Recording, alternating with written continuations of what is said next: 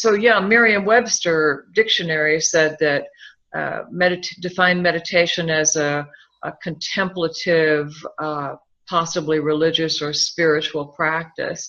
But actually, in Max's book, The Awakened Mind, he defined meditation as physical relaxation combined with mental inactivity. And so that, you know, in the early days was a big confusion for me because I had learned silent meditation and that was the one I knew. But then when I encountered awakened mind meditation, it's actually not mental activity, at least the way Anna brought it to the United States. It's really problem solving. You're actually holding a question, issue, or challenge in mind and allowing insights to come up from your deeper awareness.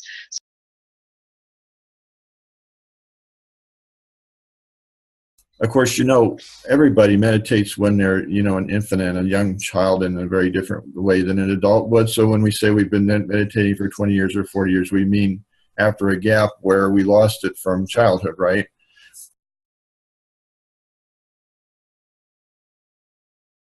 House of Doors meditation was really, really deep and profound for me because I suddenly felt the kind of depth of my inner world. I recognized, oh, it's there. I'm usually I was used to be so much on the surface, and then suddenly I realized, oh, it's like, you know, it's like going on some inner vacation, and this you know, few minutes of meditation that may seem to you that it's just hours and it's very deep experience. It's like, it's better than going, I don't know, going mountain skiing in Austria for 2 weeks, because I can't compare, because you have the stress of, you know, spending money, going somewhere, carrying these heavy skis with you, and it's just lots of this kind of, I don't know, I call it limitations of the physical reality that you can't avoid just being on Earth. And then suddenly you can get more than that, more satisfaction for free in just a few minutes, just traveling inside. And I thought, wow, that's absolutely great work.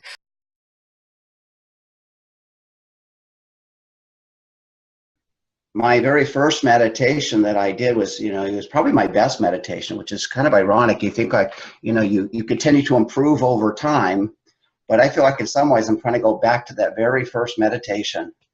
I remember I learned to meditate. I went to like a Zen group that was in the city, and they were teaching basic meditation. And I just had so much sort of light, and I saw the light, and I saw it come down, and it was such a beautiful experience. My heart opened. And I was telling everybody about this, and they were looking at me like I was kind of crazy in a sense, because this is the first time you ever sit and meditate, and all of a sudden you get all these euphoric experiences. But it really changed me at that point. I knew a deep change had come over me.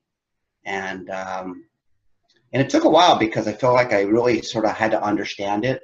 I didn't know what it really meant. It's just things in life that were really important to me, like skiing. I just had no desire to do any more skiing. It just felt like a lot of the outward worldly things that I pursued just totally dropped away in terms of my interest. That's really nice that that the universe decided to light you up from the start. I know. I'm just, you know, I think that's beautiful. Though I must say I do hear other people who get light up from the start and then they stay open. You know, it's once they're open, they're continually open. And for some of us, it feels like you get open and you're like, okay, I want more. You know, that was so good that you try to get, you know, your life is trying to get back to that permanent state. Absolutely.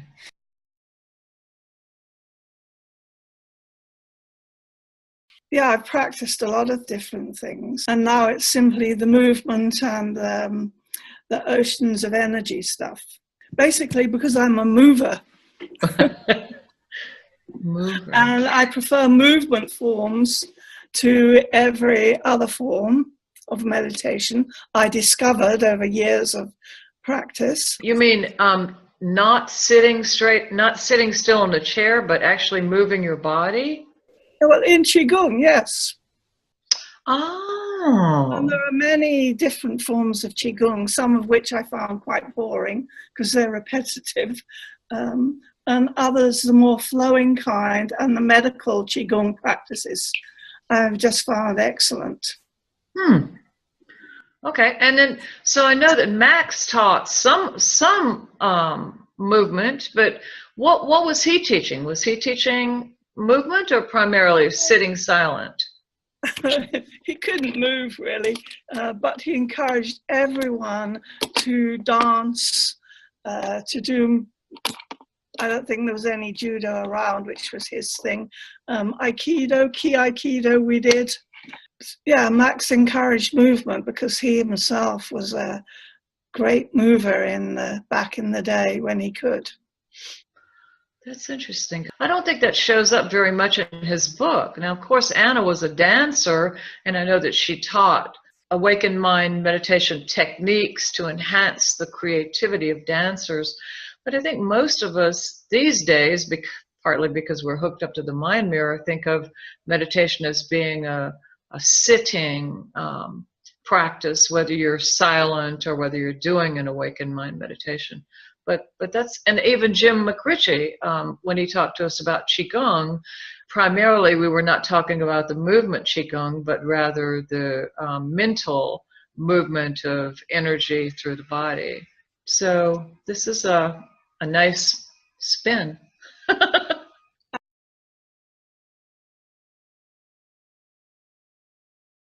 It was always about silent meditation for me, long before I encountered the awakened mind work. And I found that when I would go into silent meditation, all of that light would flow. And in fact, it was no different. And I've hooked myself up to the mind mirror and seen that indeed it is no different. When I'm doing a meditative writing and listening inside with my eyes open and writing down what I hear, it's the exact same partially evolved mind pattern as when I'm sitting there in silent meditation.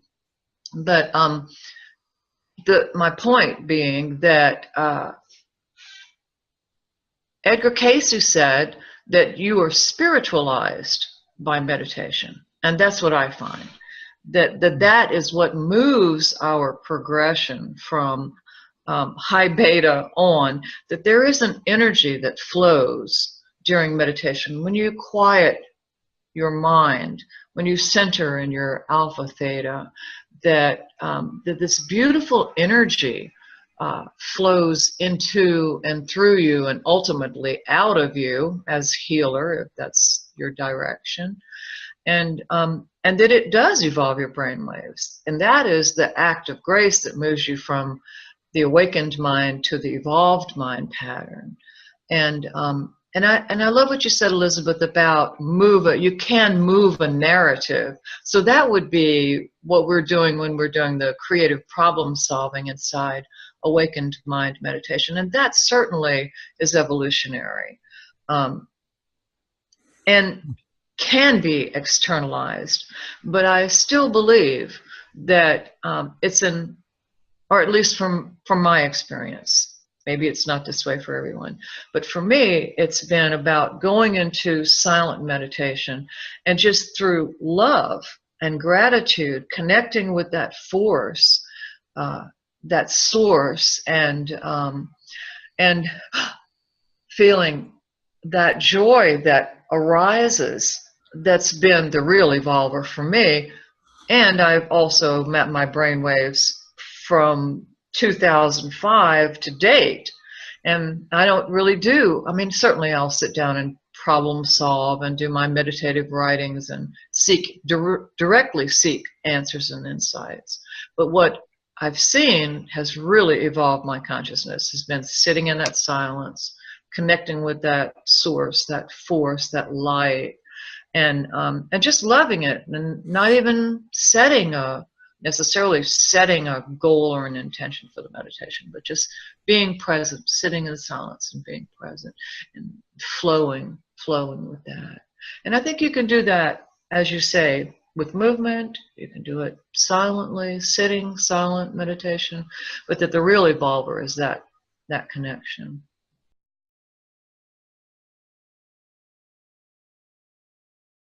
after all this journey, I can say that, and after, by the way, our stress webinar, I can say that it's a little bit more than just finding your peace and balance and center and harmony. To me, it's truly very spiritual and very profound.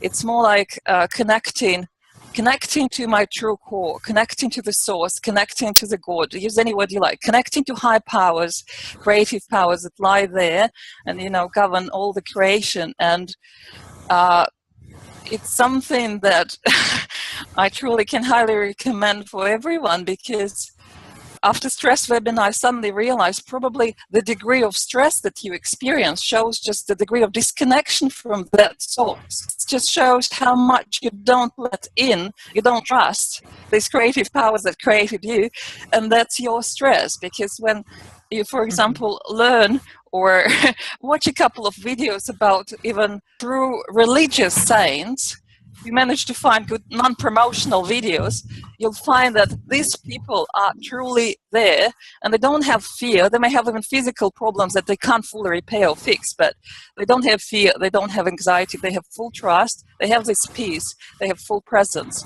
So I can say it's, yes, it's truly reconnection to that source. When you try to connect, when you say connect or just imagine the source, it's very hard for people to imagine that. But if you tell people, could you imagine the absolute beauty? And you'll understand somewhere subconsciously, people have very clear idea of what beauty is. And they instantly connect with this. Something like impeccable beauty, absolute beauty. And people instantly go into peace and balance. Basically, if they're hooked up to the mind mirror, they will open up evolved mind pattern. If they pass the stage of awakened mind, they'll open up, right? Then if you ask them to connect, like kindness and care, what it means to you when someone is kind, care to you, and when they start imagining that, they'll instantly go there. They'll start opening up and go into evolved mind.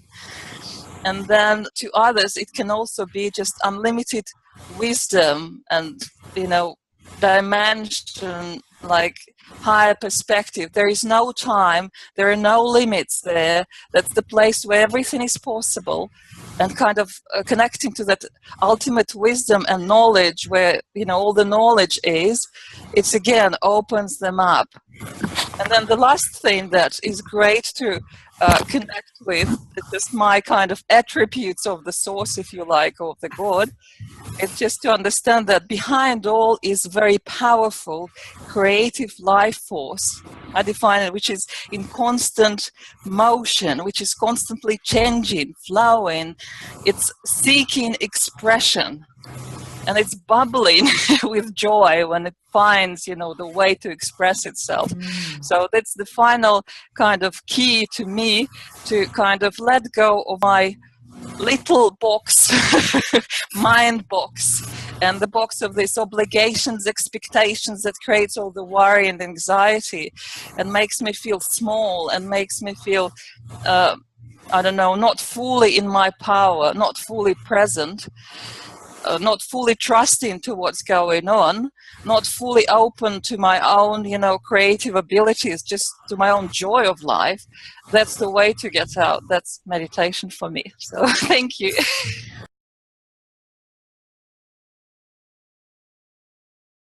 You bring us back to the whole concept of being present, you know, that being really so much of the key. It's not just focusing your awareness, it's focusing your awareness to be present to yourself is how I really interpret it and experience it. That is the reason so many people can't do it.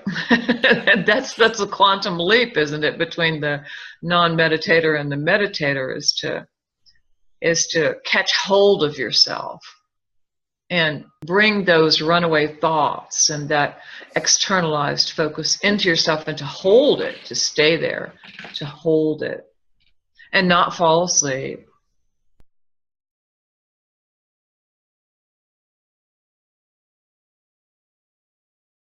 I'm not sure that meditation is any one thing And I think all of the things that we're talking about are all parts of meditation as a tool to give us the ability to do whatever we're going to do, whether we're going to heal or channel or be intuitive or just relax. I don't think that meditation has one goal except giving us these abilities. Very nice.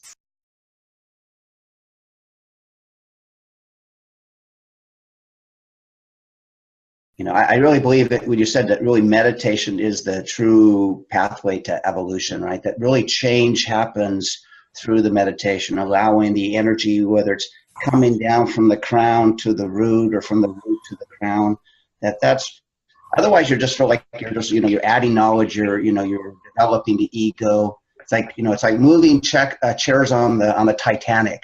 You know, it's like you're doing something, but really you're just sort of reshuffling the same old sort of ego consciousness. But meditation, I think, is really the true way to evolve, to change. And that's the only way I've ever found it for myself, is that flow of energy. So I just wanted to throw that out. Lovely. I agree with you 100%. If we want to be happy and productive, self-actualized people, meditation clearly is the way. And the beautiful thing about it is that rarely do you come out of a meditation that you don't feel so much better and maintain that stride. And that's what makes us go back. So let us go back again and again.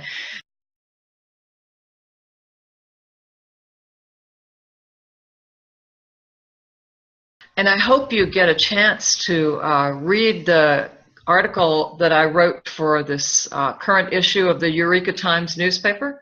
This woman that I did the study on, PMH Atwater, who is a near-death survivor, was talking about dowsers having that pattern, and near-death survivors also having that pattern.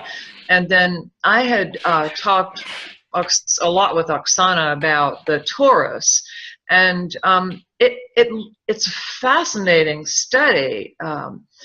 It's an interesting enough story about PMH herself. There's a contextual article, but the study is fascinating because that's what it shows, is that there's this dive down into delta that's really brief, and boom, then there's high beta and gamma come up, and then the person is in this gamma pattern.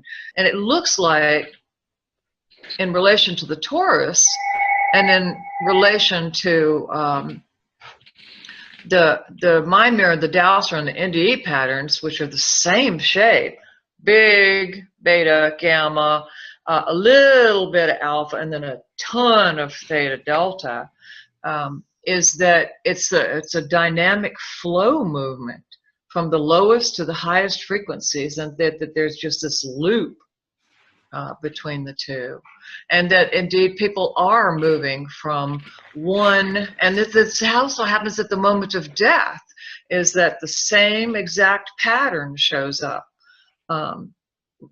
Scientists have since found out, and you see all this dive into delta, and then the person flatlines, the brain waves flatline. We would see it as a flat line.